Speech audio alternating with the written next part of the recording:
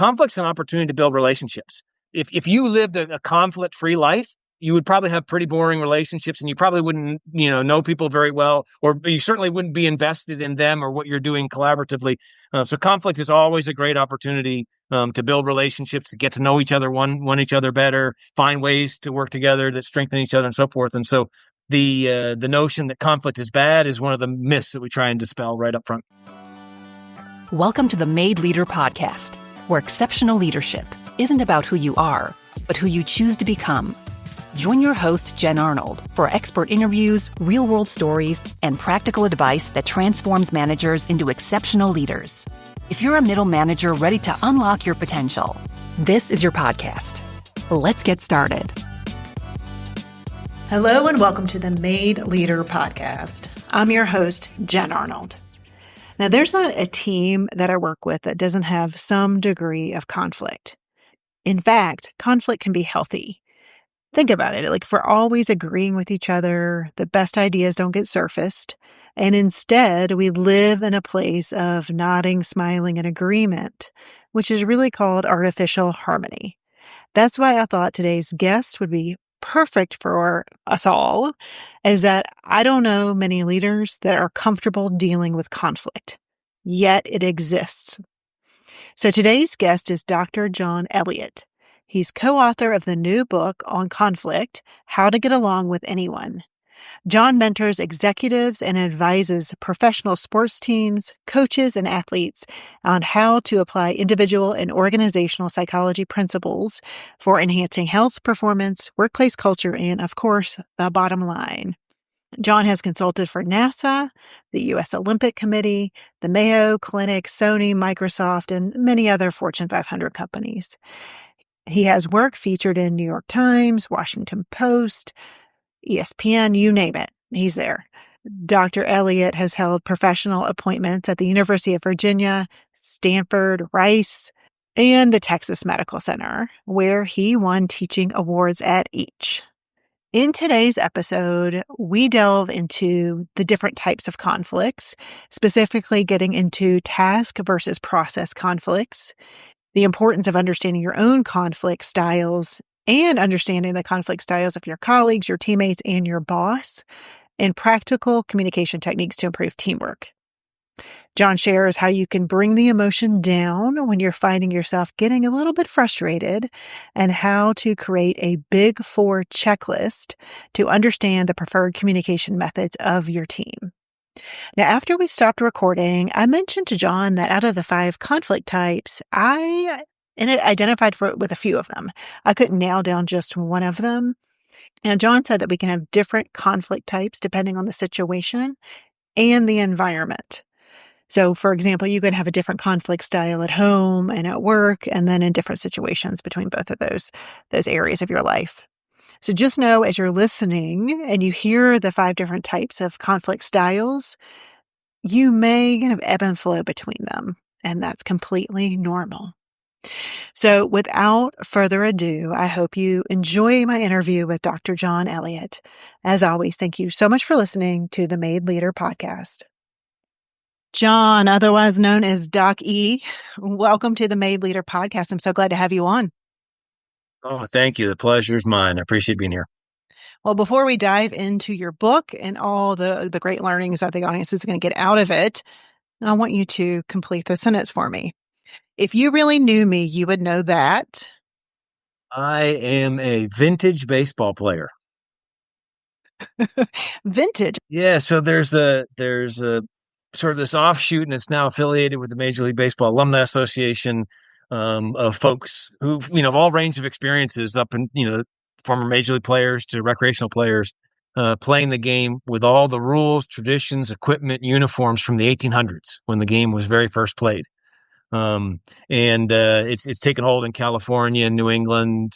There's a league in Ohio. It's growing, but the game is very different back then, and it's a heck of a lot of fun. Wait, so you play, it's called vintage baseball, and you play, vintage you baseball, wear the old yes. timey uniforms and... Yeah, with old knickers and collars and the laces, the 1860s outfits. Oh, yeah. Is it the same season as regular baseball? Yeah. Usually played in the summer, although, It hasn't been every year, but every couple of years, there's a vintage World Series where the winners of the leagues around the country play. And that's been in the fall a few times.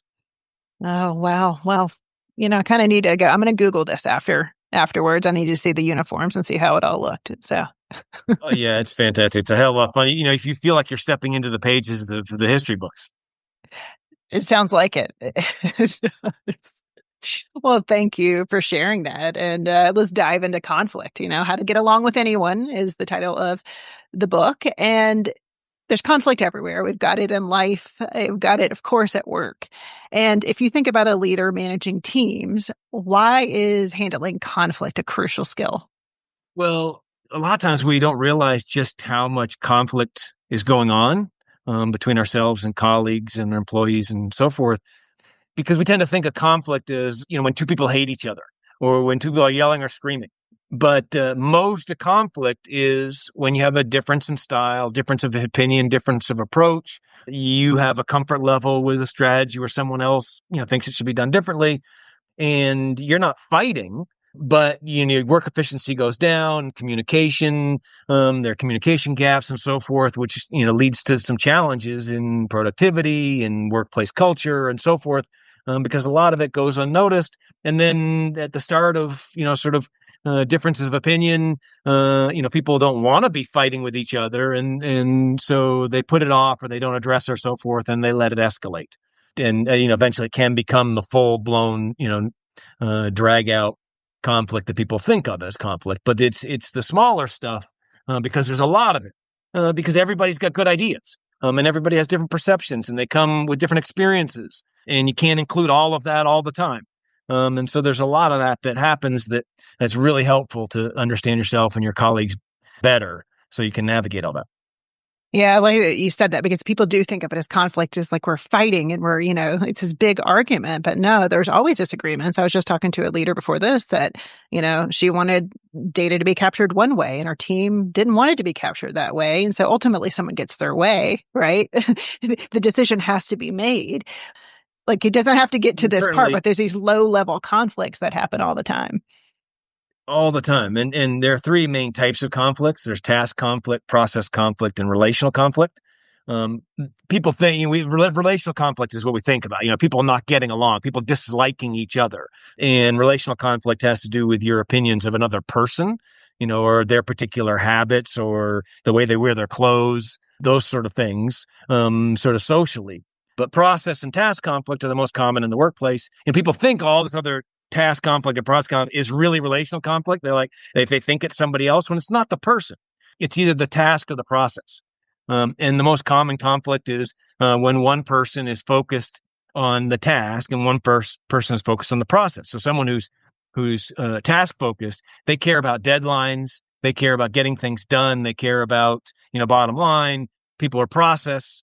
They care about policy. They care about the process with which things are being done. It's the how, and task is the what. And some people are much more concerned with how things are done, and some people are more concerned with when things are done. And so, because of that, that's a general clash. If you don't stop and realize, oh, well, both are important.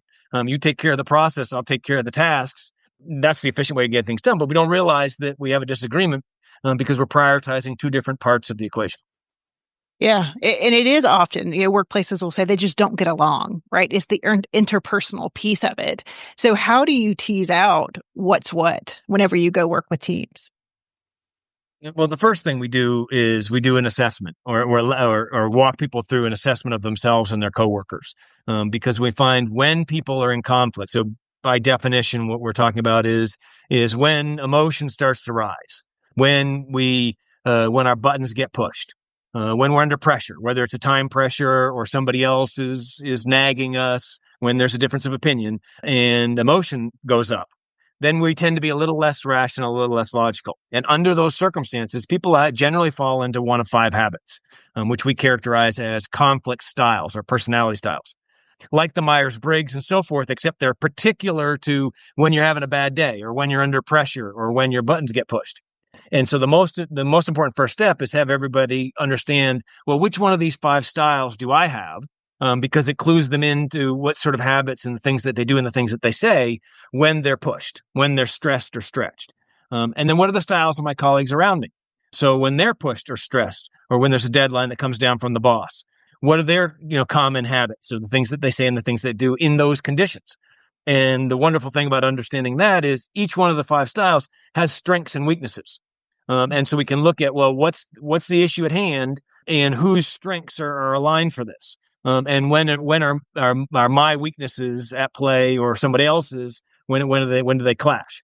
And if you have some of that rudimentary knowledge of your styles and other people's styles, it makes it a whole lot easier to navigate disagreements or time pressures or sort of bottom line stressors that hit us. Right. So do you have to know your conflict type to know if you're more likely to be more of a process, like the processes are always my part where you're going to get on my nerves, right? There's going to be a conflict about it versus task, kind of how they layer on each other with the five common types of conflict style. Yeah, it's the interaction. It's the interaction. No, well, what is the conflict based in a task or a process or relationship? And that intersects with what your style is. So if the conflict is a task conflict and you're an avoider, you're well suited to deal with that. And you'll be armed and you'll be able to navigate that and it won't escalate. If you have 2 people that are task triggered, in other words, their hot button is the same issue, they'll be able to communicate it about it well. So if they're both avoiders, they're both task conflict, right? Both of them will prioritize well. And then when it needs to be addressed, they'll address it forthwith. And so if you know what the type of conflict is and you know what your style is, you'll know, is this something that's going to bother you and be difficult to deal with, or is this something that you're well equipped to deal with? And then look at the other side of the equation, the other person. And so it's really the intersection that's helpful. And what we found interesting is that a lot of people aren't aware of their conflict style because when conflict hits us, by definition, it means we're out of our comfort zone. We've been pushed, we've been pissed off, and we're not as rational as we usually are. What we like to say is it's those times when you're not being the best version of yourself. You may not be thinking straight. And when you're not thinking straight, by definition, you don't have sort of the logical capacity to say, oh, well, I'm such and such a type. So it's really important to know that ahead of time. And why we say that the book is really about predicting and preventing conflict more than it is resolving conflict, although we provide a lot of tools for the resolution. But a lot less resolution is needed if you know your style and your coworker style, because you'll know when hot button issues are coming along and you'll know how a person likes to handle those hot button issues. And so you can help provide that for them before they get their buttons pressed. And then magically, voila, conflict doesn't happen. Yeah. I mean, at the workplace, there's always stress. There's always pressures. So we're most likely not the best version of ourselves. And I think one of the best stories from the book was talking about Tim Tebow. People can read the book if they want to, get into that example, but how, we can try to do these new habits and approach conflict in different ways. But when pressure's on us, we go back into those natural defaults.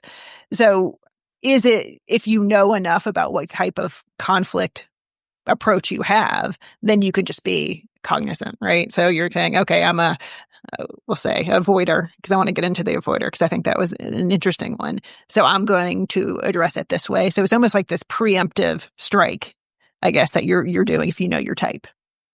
Absolutely. You can predict when things are going to get you off your game. And you know that something coming down the pipe that's going to be a stressor, I'm going to be fine with this, right? So I don't have to make adjustments. We say, oh, this is going to push my buttons a little bit. And I know that I have a certain weakness with this sort of situation or with this sort of person. And then knowing that, you can plan ahead. Gotcha. Okay. So do you mind listing the 5 types? You don't need to go into great detail of them, but yeah, if you could, that'd be helpful.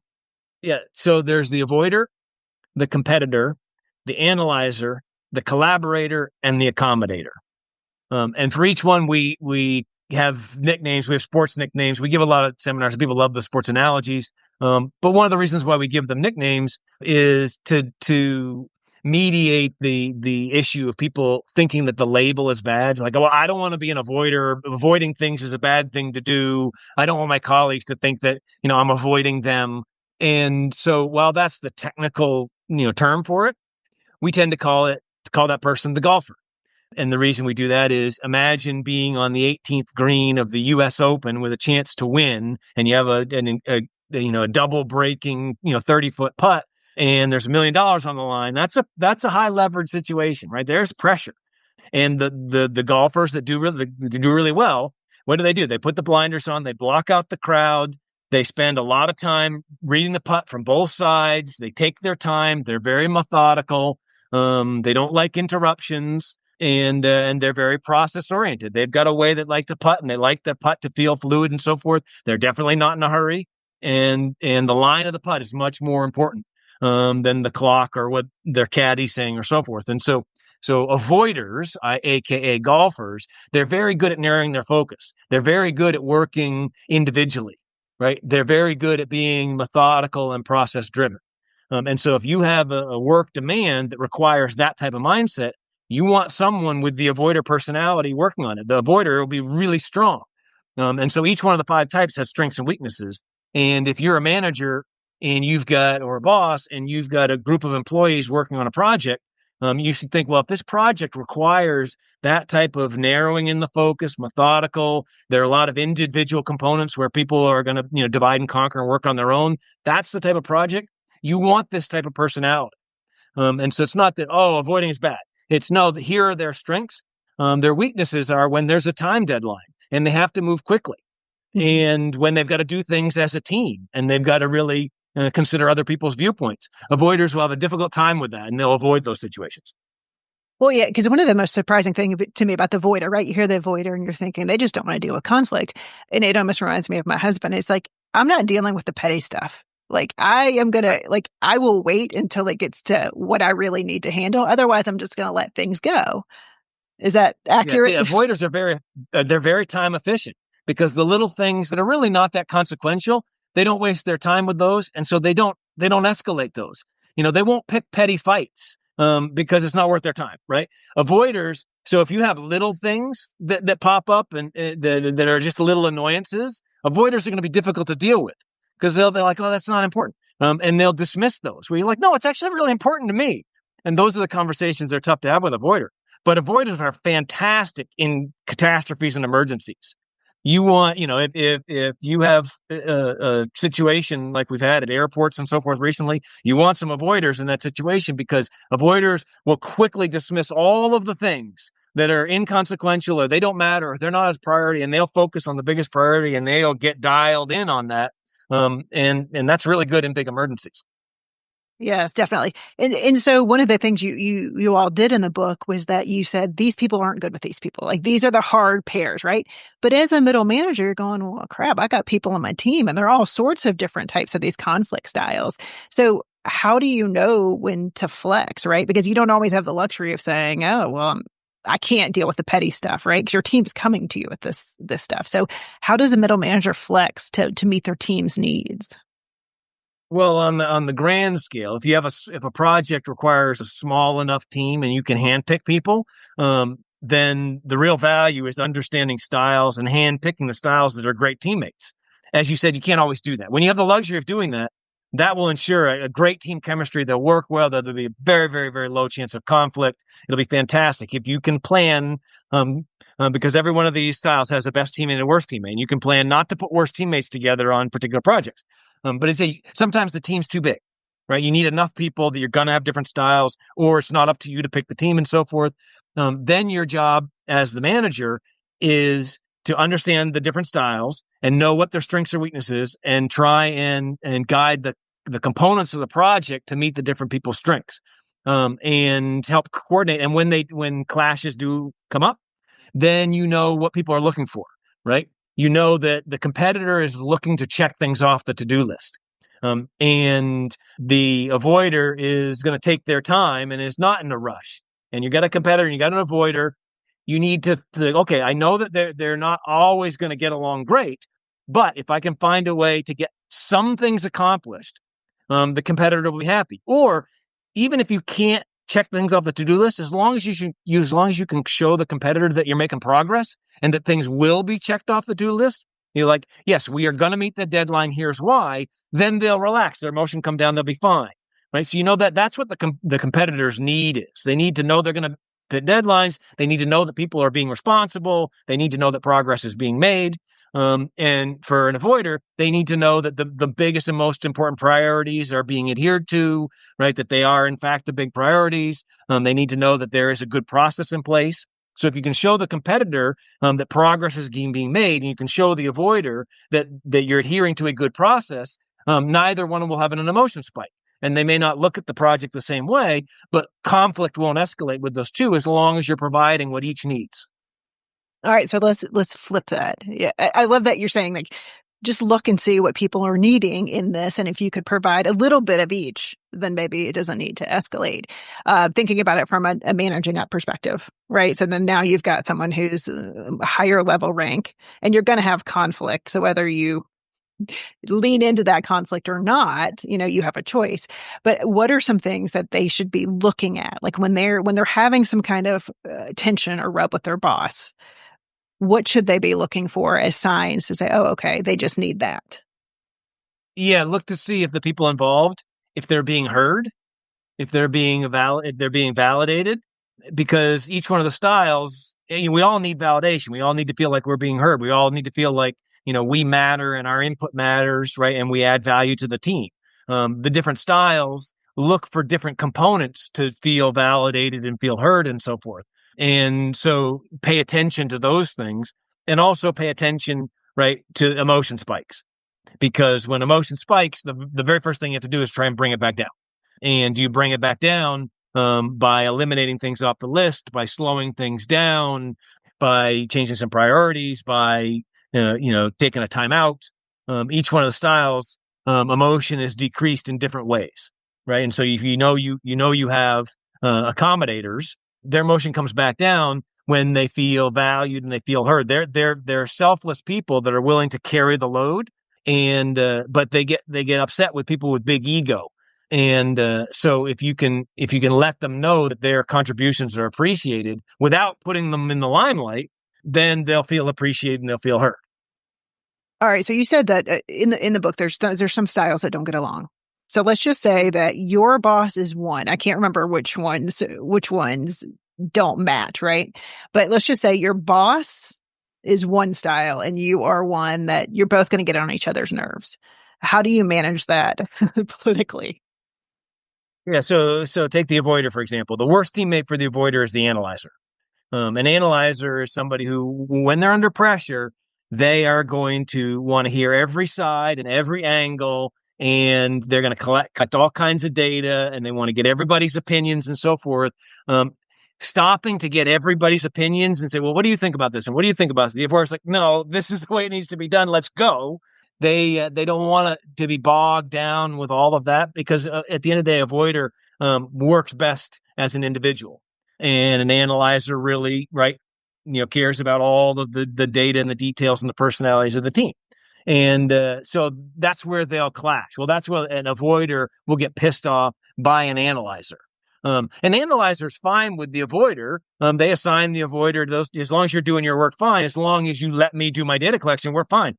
And so it's the analyzer that will piss off an avoider.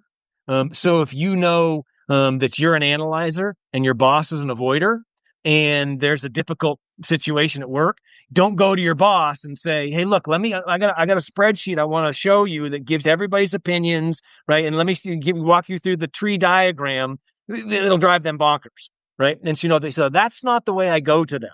But you can still work great together, because what they want is they care about the process. And you're going to have to do all of that data collection yourself to then go and talk about a specific process thing that your boss cares about. And that's the way you communicate that information. But because their style, you got to do a little homework before you go to them. Yeah, I think it's really important to know your boss's style. I definitely think you can see more in your team. You have more leverage. You can put people on projects. You can assign people things.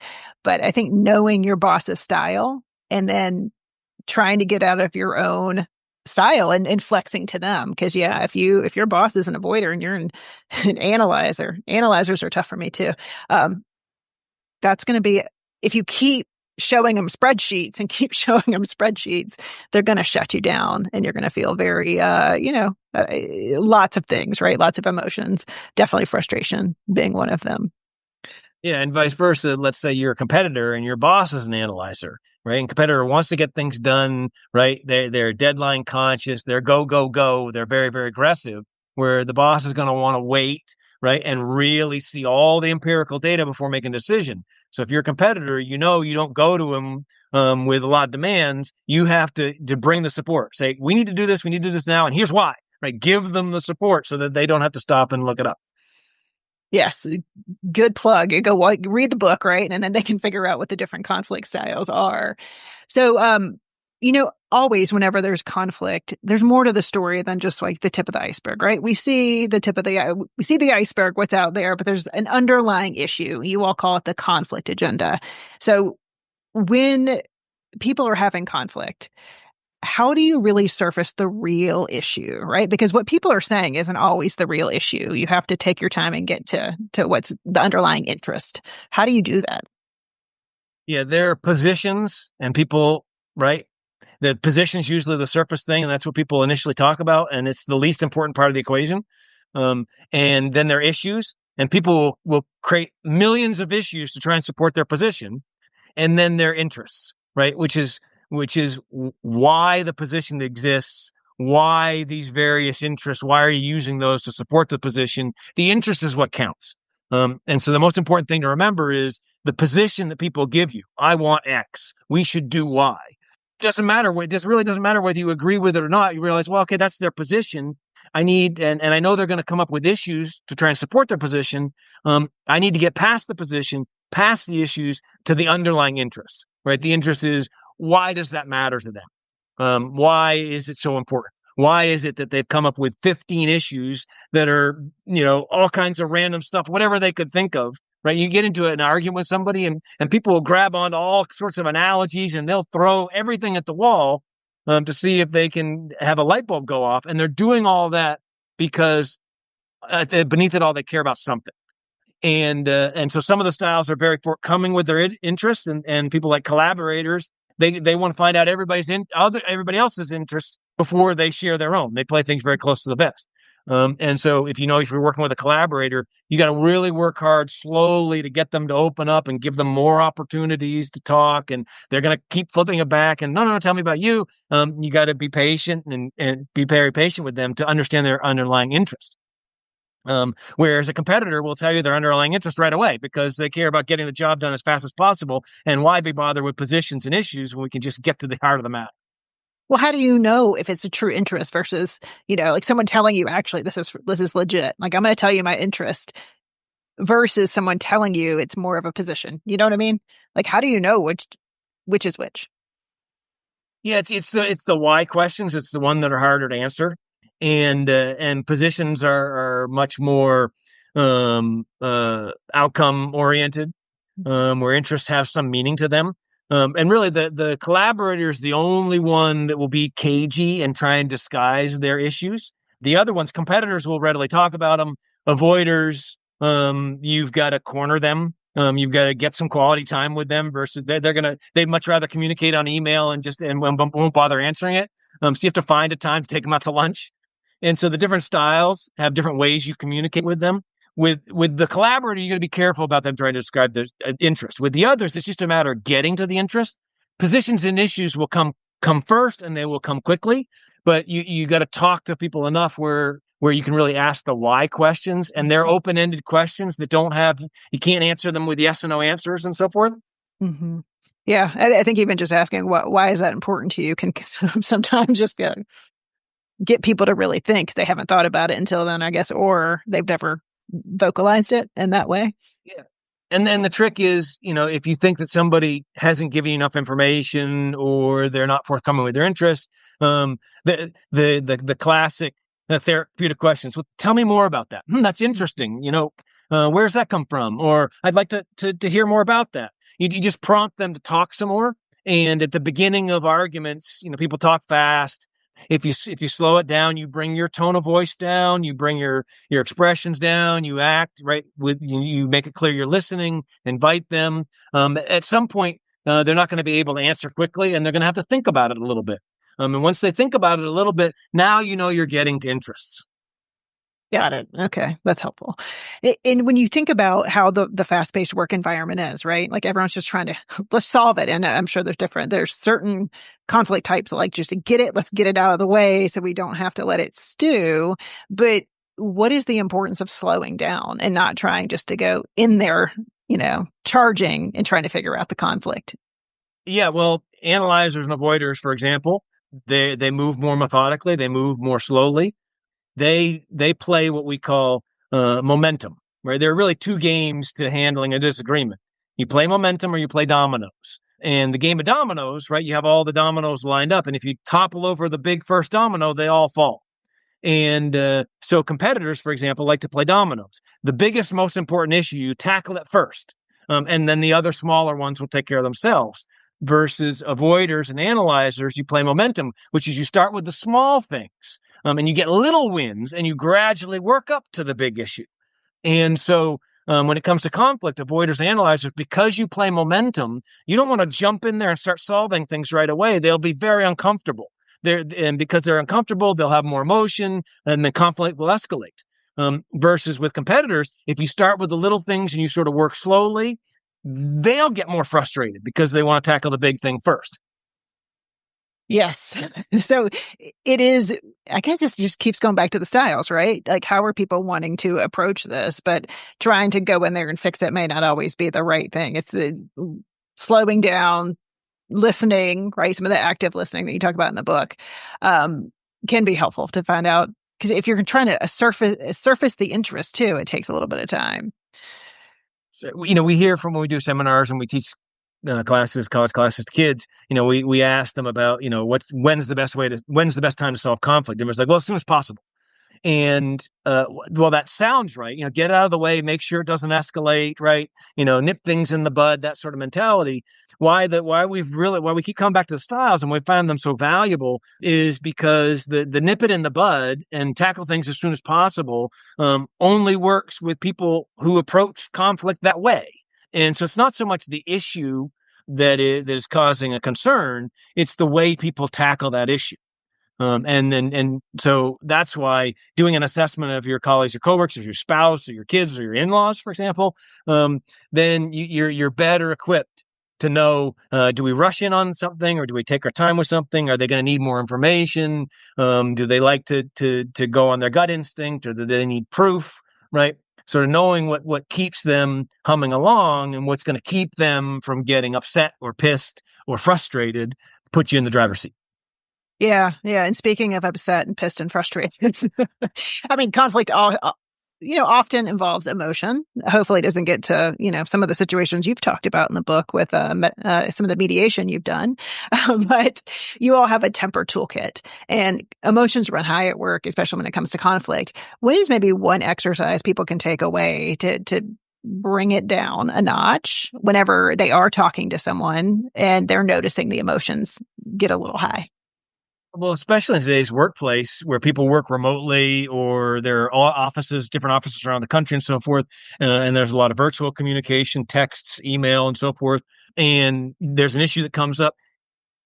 It can feel satisfying to very quickly address something by zipping off a text message. But if the other person's style doesn't work that way, they can get upset by that, or they can interpret it the wrong way. Or you can say the wrong thing. And in the heat, if someone pisses you off and you just fire back a message, one of the things that we find very, very valuable with text, email, any sort of communication that's going to be, transmitted, digitally, is to write the message without having any sender, right? So open up a new text message. Don't just reply to somebody. Open up a new text message, write your text message, but don't put it into its to, or write the email. Don't put what's in its to, right? And so you can't accidentally send it, and then have at it, right? Just, whatever your instinct is, just put it down, and then take a break. We love advocating exercise. Go walk around the block. Go, get a healthy snack. Get some nuts and water, whatever it is. Take a few minutes, if possible. Go work on another project for a little while after you clear your head. Time lowers your emotion, and then come back. And then think about that text and email, and then you can evaluate it from with less emotion, and in line with, okay, what's my style, what's their style, Is this the right type of communication? Should it be text instead of email? Should it be in person instead of text? And then use that style to deliver the right message. And so writing a draft message and then taking a break, very, very rarely is that going to be inefficient, i.e., you're almost always going to have enough time for that, even if it's a 15-minute break before you come back and send it. But that allows you to have some clarity in your approach to handling a disagreement. And we find that people that do that, we hear back from a lot of folks that say, I've been doing that. And I'm getting along better with my colleagues, and I'm getting much more positive responses to my messages and so forth. Well, yeah, if people say they don't have time to write a draft email, it's sitting up there in their head, right? They're still stewing on it. It's still taking up space, and it's going to make their productivity a lot lower in the long run. So I think that's a good one that a lot of people know, to be honest, but I don't think they do it. I don't think people do it. And I don't think they do it for text. I don't think we talk about that enough to drop a blank text. We talk about it with email, but not so much that. So glad you mentioned it. And then some of the good text applications you can set to have a delay, and you can set the delay for 10 minutes. So every text you send, even if you send it to someone, it won't actually send it for 10 minutes. So then you can come back and stop it from sending. That's a neat little feature. And so if you're managing a group of employees and you're encouraging people to do this, and you're encouraging, healthy habits of hydration and exercise and so forth in between, the notion is like, well, that takes more time. I don't have time. And the question always pull back is, well, do you have time for your employees to take sick days because they're not getting along and they don't want to run into someone, and so they're taking a day off? Do you have time, for your health insurance costs to go up? Do you have time, right, to have people sideways, and then you always have to intervene so you can't do the things, right? It takes far less time to take 10 minutes on a text message than it does to handle all the conflict. Well, you all started your book with all the stats on how much time conflict in the workplace takes up. I mean, you're dealing with it anyway. It's taking up your time anyway. So why not be proactive and actually address it in a way that it will lower the conflict or at least resolve it? Yes. Surprisingly, just doing draft emails and text and coming back to them, if you do that with the majority of them, after 2 or 3 weeks of doing that, you'll be surprised at how much time you're actually saving, because there isn't follow-up email and back and forth, right? Communication is much more streamlined, and it makes your day less hectic, because you send an email right off and then they send it back, and next thing you know, it's 6 back and forth, versus you take your time. A lot of times you can get things done with 1 or 2 emails instead of 6.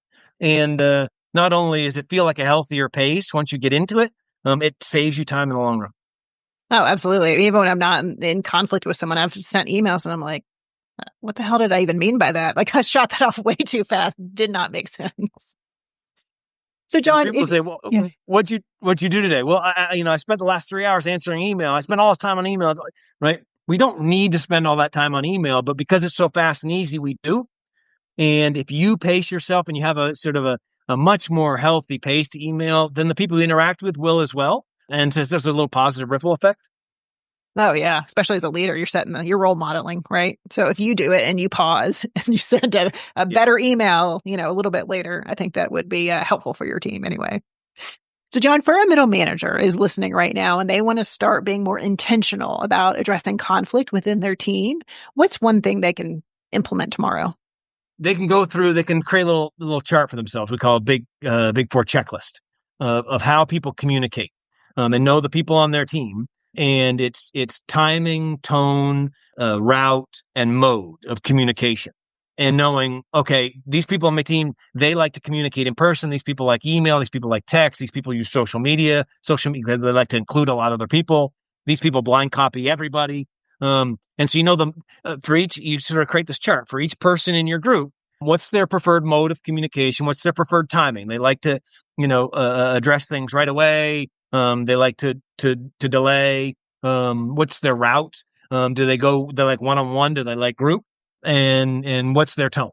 In the way they communicate, right? Do they, when they're not getting along with somebody, are they aggressive? Are they blunt? Are they passive aggressive? Do they beat around the bush? Do they get quiet?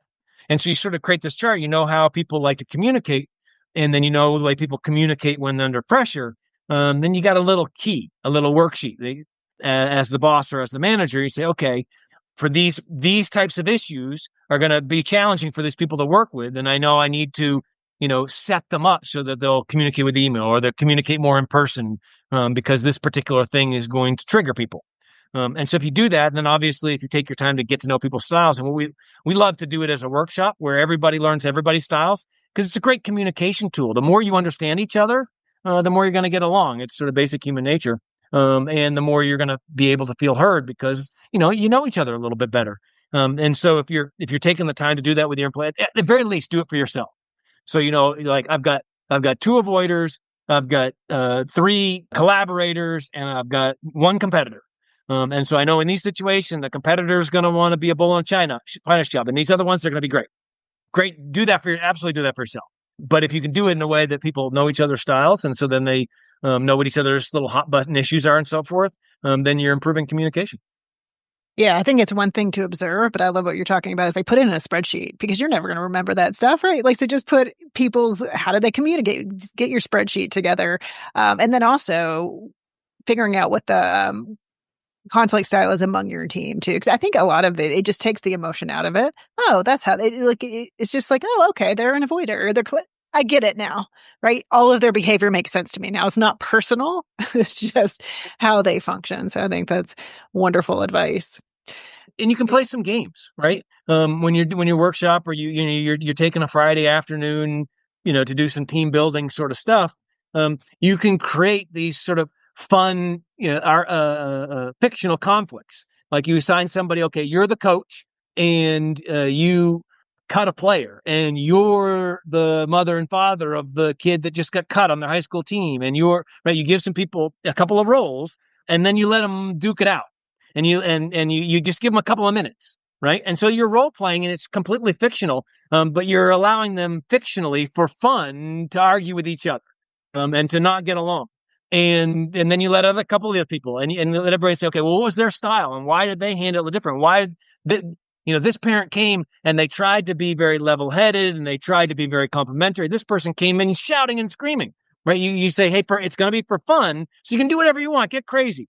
Or we have a cell phone game where, one person takes their cell phone out and the other person has 15 seconds to try and get the cell phone away any way they want.